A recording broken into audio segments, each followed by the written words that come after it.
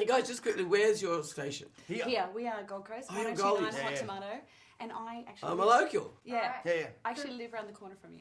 Yeah, Where right. you were. Where our fishing Yes. cottage is, yeah. Yeah. We love it. I call it fishing college, but it's a great little place. Yep, cool. Okay.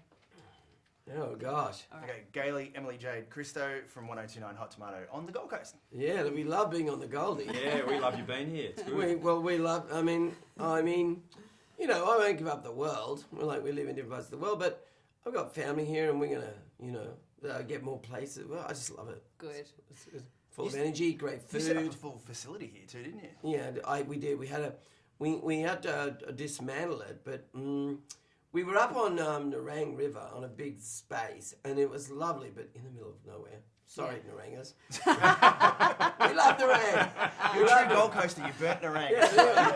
Anyway, then the guy that owned had this lovely place down on the beach, and go down. I mean, how can you not just walk across the road in the beach? Yeah. So there's that, and then we built in an old. It was it was a federal police station, so I built a facility in there. But you know, the place it crackles with energy, great food, great young music scene happening on, great arts happening on. Between, you know, Anastasia and Mayor Tate, look at it, whatever your politics, the place is so pro-arts and creativity and get stuff done. And that's not everywhere in the world, you know. And how you managed to transform the Arundel Council tip into Memphis is unbelievable. You've been joking about it on our show that it's just this beautiful... Have you seen the film, right? Yes. Yeah. It's hard to believe, right? Oh, it's incredible. Well, you don't notice it. Can I tell How you did you something? do it? Well, can I tell you something? We almost didn't do the film because when we were coming down, they said, look, how are you going to get all the African-American extras? Yeah. And we did the cost of bringing them in and everything. But what was amazing, working with Anastasia, had different departments and said, look, there's actually a big Somalian community here. So we did that, and they were great, and we built it. What you saw there, there's some extensions of visual effects, but we built everything that you see there is real. Yeah. Cars, everything. And I just think it proves you can set a film in. I mean, Graceland was built up with all the horse farms are up here, right?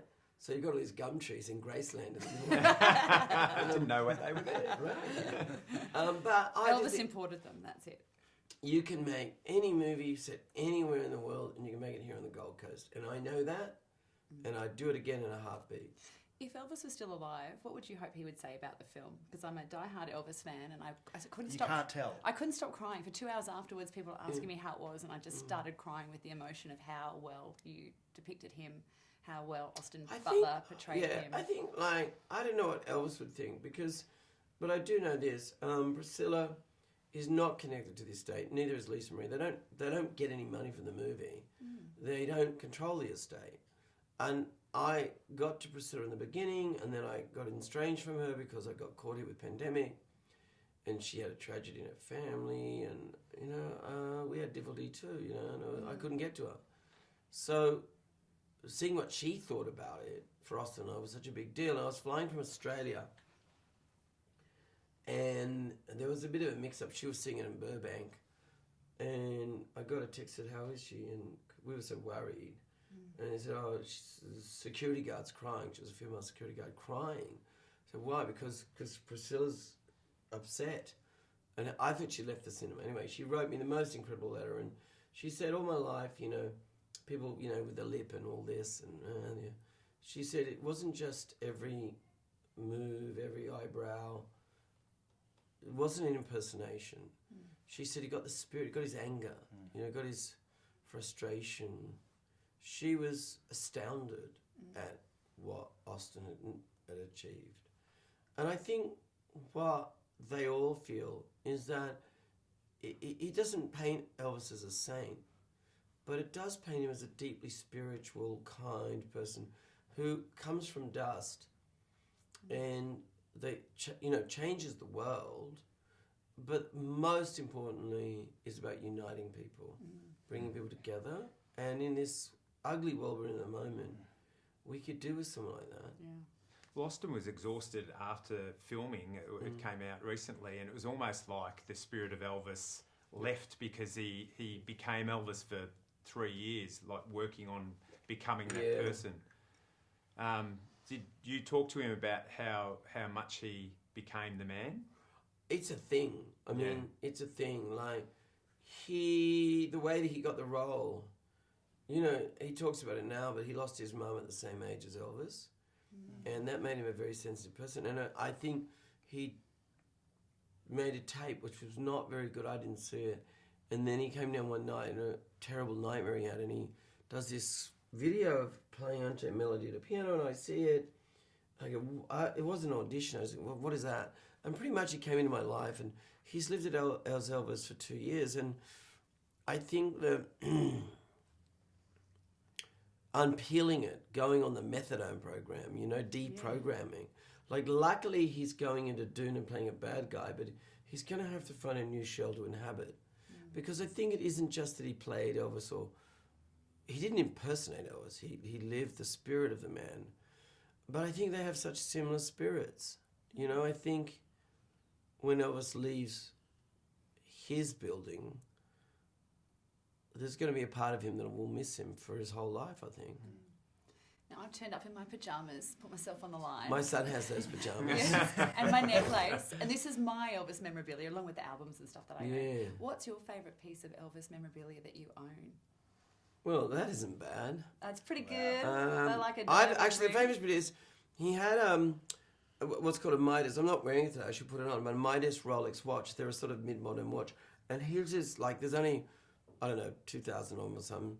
And Elvis is slightly damaged, but the one afterwards, someone bought it for me, and that Midas Rolex, I'm very attached to that. We have a lot of stunt jewelry and stuff. Everything was made with a different. I mean, I had a space at Gracelands for a while, and Angie in the files there, she's amazing. We're all going off to Gracelands in a couple of days to do a big junket there. But I mean, I used to walk around Gracelands at night. I mean, I was so privilege that I had a space there, so sometimes I'd have one too many sherry.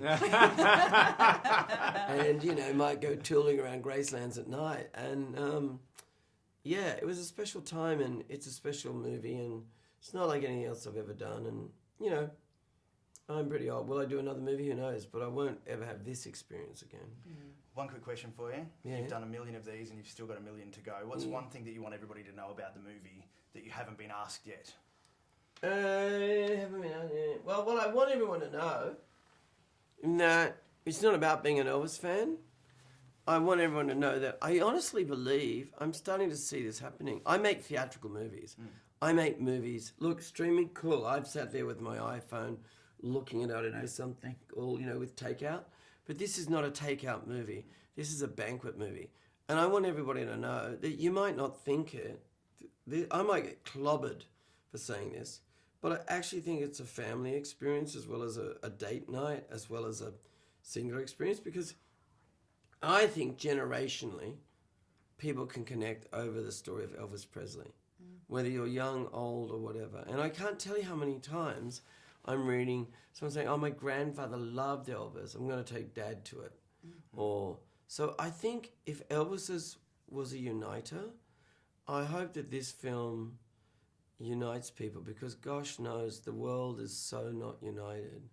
It's so being pulled apart by the Colonel Tom Parkers of the world.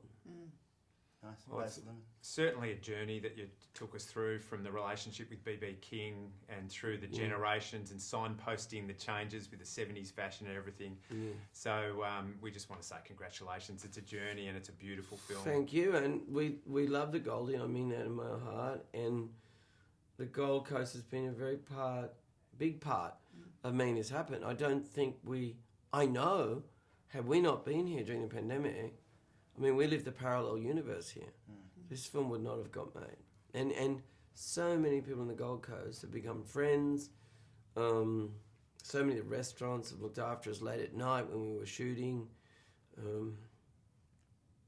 There's a lot to... Stay here, stay forever, we love you. Make all your films here. We're not going anywhere. Good on you. Well done. Thank you very much for being on the show, man. Thanks, guys. Thank Anytime. you.